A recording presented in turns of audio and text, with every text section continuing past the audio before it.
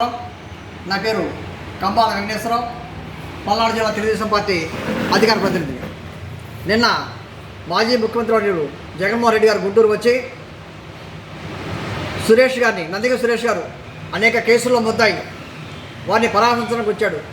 వచ్చిన వెంటనే బయటకు వచ్చేసి ఓ ప్రెస్ స్టేట్మెంటు, మా వాళ్ళని అక్రమంగా అరెస్ట్ చేస్తున్నారు, ఇది అన్యాయం, అక్రమం, తెలుగుదేశం పార్టీ కార్యాలయం ముందు ధర్నా చేస్తుంటే మా వాళ్ళని అక్రమంగా అరెస్ట్ చేశారని చెప్తాడు.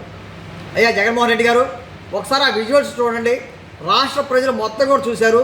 మీ వాళ్ళు కత్తులు, కర్రలు, కటారు తీసుకొని వచ్చి గేట్లు బద్దలు చేసుకొని కార్యాలయం లోపలికి వెళ్ళి ప్రతి ఒక్కరిని అడ్డం వచ్చిన ప్రతి ఒక్కరిని కొట్టుకుంటూ అక్కడ స్టాఫ్ను కూడా తలకాయలు పగలగొట్టారు. మరి మీకు ఇది దాడిగా కనిపిస్తుందా, ధర్నాలా కనిపిస్తుందా? నాకైతే అర్థం కావట్లేదు. మీరు కేవలం ధర్నా అనుకునేటైతే మీ దిగజాడు రాజకీయానికి ఇది ఒక నిదర్శనం. మీ పార్టీలో ఉన్న వాళ్ళందరూ కూడా ఏదో ఒక విధంగా కేసులు ఇరుక్కున్న వాళ్ళే.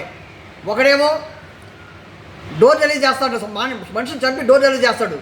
ఇంకొకడేమో రాజమండ్రిలో ఒక మనిషిని అత్యాచారం చేసి దిశ పోలీస్ స్టేషన్ మీద పడేస్తాడు. మరి ఇంకొకడేమో ఏకపత్ని ఉత్తరం అంటాడు, అక్రమ సంబంధాలు పెట్టుకొని ఉంటాడు. ఈ విధంగా ఒకడు అరగంట అంటాడు, ఒక గంట అంటాడు.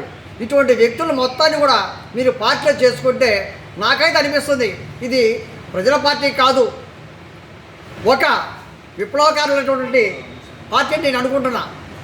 కాబట్టి మీ విధానాలు మార్చుకోండి. ఇప్పటికైనా సరే ప్రజలకు అండగా నిలబడే విధంగా మార్చుకోండి.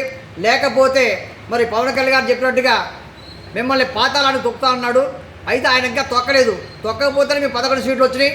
ఆయన కనుక మిమ్మల్ని పాతాళలోకానికి తొక్కేటట్టే పాతాళానికి వస్తారు. ఒక్క సీటు కూడా మీకు రాదని చెప్పి ఈ సందర్భంగా తెలియజేసుకుంటూ ఉన్నా.